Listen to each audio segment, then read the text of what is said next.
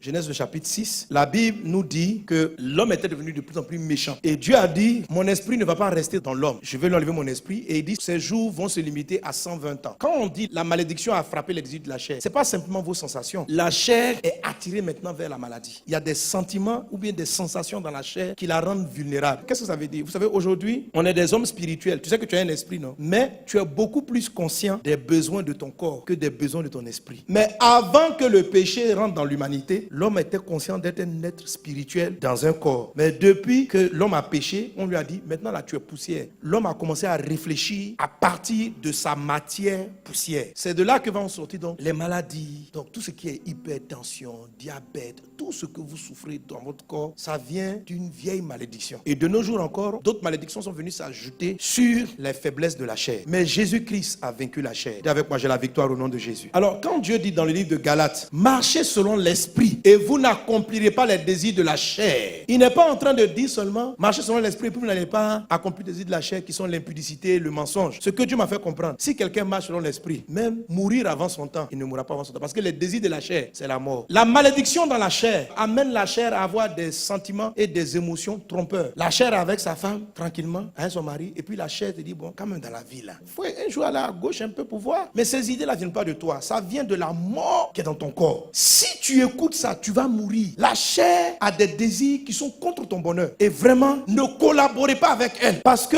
en toi, il y a au moins 3 types de sensations. Les sensations de la chair ne sont pas bien. Elles vont te faire des choses qui vont détruire ta propre famille, ta propre maison. La chair va détourner les fonds, le petit argent que tu as. La chair va détruire ton commerce. Même si tu es chrétien, tu es béni. La seule manière d'avoir l'ascendant sur elle par la bénédiction d'Abraham, c'est par ces éléments. Crucifie la chair, marche par l'esprit. Si tu ne crucifies pas la chair, que tu ne marches pas par l'esprit, elle va te détruire. Dieu t'a béni. Il a dit, je ferai de toi une grande personne. Je t'utiliserai pour que toutes les nations soient bénies au travers de toi. La chair va te conduire à prendre de mauvaises décisions. Si tu saisis ce message, tu vas savoir la contrôler. Vous avez pas remarqué que la chair aime ce qui la tue? La dernière fois, je vous disais ça, je me plaignais, mais Dieu, comment ça se fait que tout ce qui est bon, c'est ce qu'on n'a pas mangé? Je ne comprends pas. Et les choses qui sont bien pour le corps n'ont pas de goût. On dit, il faut manger le navet. Le navet n'est pas doux. Tu vois, la chair, tout ce qui est bien pour la santé, quand la chair goûte ça, la chair dit non, moi je n'aime pas ça. Mais ce qui n'est pas bon, le chocolat, le sucre, là, la chair aime ça. L'alcool en quantité. Pourtant, ce n'est même pas doux l'alcool. La bière, est-ce que la bière c'est doux? Ce n'est pas doux. C'est un faux goût. La cigarette, ce n'est même pas doux. Les gens qui fument la première fois, ils fument là, ils voient que ça n'a pas de goût. Mais la chair, ce qui n'a pas de goût, la chair dit prends. Le navet n'a pas de goût. Mais ça, la chair va pas te dire mange. Elle veut que tu prennes ce qui va te tuer. Elle est contre ton bonheur. Est-ce qu'on est ensemble? Et la Bible dit, l'affection de la chair, c'est là. Si tu t'amuses, si tu caresses, tu fais des concessions aux choses que la chair aime, elle va te tuer. Mais si tu t'affectionnes aux choses qui viennent de ton être intérieur, aux choses de l'esprit, tu vas vivre et tu auras de la paix.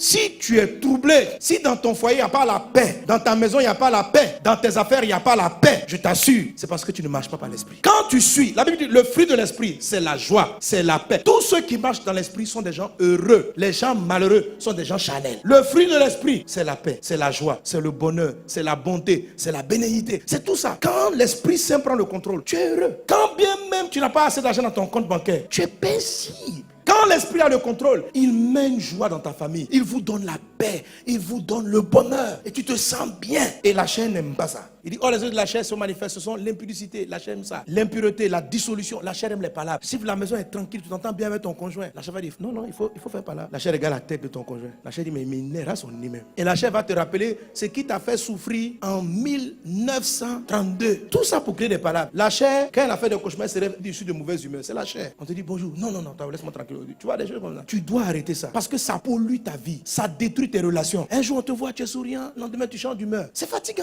Personne ne sait comment te gérer. Ah, quelle est cette histoire? C'est en train de détruire ton foyer. Ton mari a peur de toi. Il t'a pas dit, mais il a peur. À quoi de ta chair? Le matin, tu dis, non, je me sens pas bien. Tu parles mal à tout le monde dans la maison. Mais la mauvaise humeur vient d'où? C'est la chair. Elle sait que la mauvaise humeur va traîner le trouble dans ta famille. Et puis, elle embrouille ta maison. Quand ces genres de choses-là arrivent, ne les caresse pas. Ne les justifie pas. Ne les excuse pas. Pourquoi des chrétiens, la malédiction qui détruit les familles, qui détruit le travail, demeure toujours dans la vie? C'est parce qu'ils marchent selon les désirs de la chair. chair. La Bible dit que les désirs de la chair sont opposés à ceux de l'esprit. Dieu t'a béni d'un foyer heureux. Mais le problème avec la chair, c'est que les désirs sont toujours là. Donc, si tu ne marches pas par l'esprit et que tu les laisses prendre le dessus, tu vas voir comment ils vont maltraiter ta famille. Ils vont détruire ta relation avec ton mari. Tu vas perdre ton mari. L'affection de la chair, c'est la mort. Elle va vous tuer. Elle va tuer l'amour. Elle va tuer l'entente. Elle va tuer la joie. Et elle a des stratégies pour ça. Vous devez la vaincre en la crucifiant. Crucifier la chair, c'est quoi? C'est identifier la chair. C'est ne pas accepter ses œuvres. De la même manière que je l'ai fait pour le péché, vous ne devez pas accepter en vous la maladie. La maladie est un désir de la chair. Écoutez, il y a des gens qui ont fini par accepter la maladie comme étant normale. La maladie est totalement anormale. Tu dois la refuser du fond de ton être. La Bible dit que ceux qui sont en Christ ont crucifié la chair et ses passions. Or, c'est dans le Christ qu'on est béni. Si vous voulez être en Christ, vous devez crucifier la chair.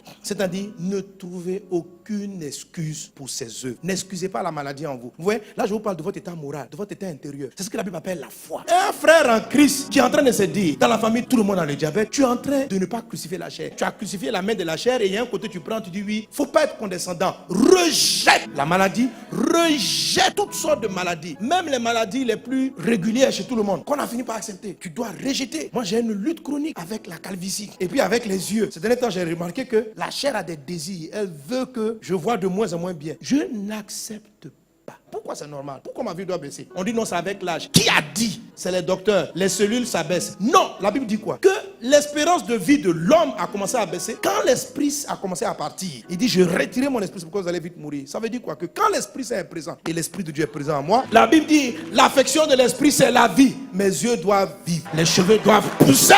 Aucune concession à la chair. Crucifie la chair. N'acceptez pas d'être en colère. Quand je me suis mis en colère, je dis, ah non. Faut pas être là, faut pas lui donner une explication. Faut pas lui dire non, c'est parce que tu m'as provoqué. La chair se fasse toujours, elle a toujours une explication. Et dit, l'affection de la chair, c'est la mort. C'est quoi affectionner? C'est tolérer. C'est quoi affectionner? C'est caresser quelque chose. C'est quoi affectionner? C'est justifier, c'est excuser, c'est dire, tu es normal, il y a raison. N'affectionnez pas. L'affection de la chair, c'est la mort. La chair n'aime pas le travail. La chair est paresseuse. N'affectionne pas ça. La chair n'aime pas gêner. Quand on va prier, la chair n'aime pas. Ne caresse pas ça. Oui, c'est déjà j'ai remarqué. Dès que je dis je vais gêner, j'ai comme un mal d'ulcère qui veut venir. Ce n'est pas l'esprit qui fait ça, c'est la chair. Et le jour où il faut manger, la chair dit de ne pas manger. La chair est bizarre. N'affectionnez pas la chair. Il faut l'affronter. Il faut dire je ne marche pas avec toi. Parce que plus tu affectionnes la chair, plus elle est intense. Elle va te tuer. Elle va tuer ta vie de prière. Elle va tuer ta méditation. Elle va tuer la vie divine. Marchez selon l'esprit, dit le Seigneur, et vous n'accomplirez pas les désirs de la chair.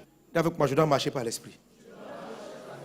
Donc une fois que tu as décidé de ne pas composer avec la chair, affectionne-toi aux choses de l'esprit. Comment je m'affectionne aux choses d'en haut? Tout ce qui vient de la parole de Dieu, décidez que vous aimez. Même si tu ne sens rien, c'est ta chair qui ne sent rien, mais décide que tu aimes. Quand tu veux lire la Bible, tu dors, mais décide que toi tu aimes lire la Bible. Tu ne ressens rien, mais décide que tu aimes. Parce que dans la vérité, c'est ce que ton esprit apprécie. Alléluia. Aime les choses de Dieu, aime la douceur. Qu'est-ce qu'il y a dans le ciel? C'est la douceur, la patience de Dieu. Faut valoriser la patience. La Bible dit le fruit de l'esprit, c'est la bonté. Faut valoriser la bonté. Quand tu vois quelqu'un qui est bon, dis oui, c'est ça le vrai caractère. Faut pas dire c'est un faible. Non. Il dit le fruit de l'esprit, c'est l'amour. Donc l'amour, faut valoriser. Le fruit de l'esprit, c'est la douceur.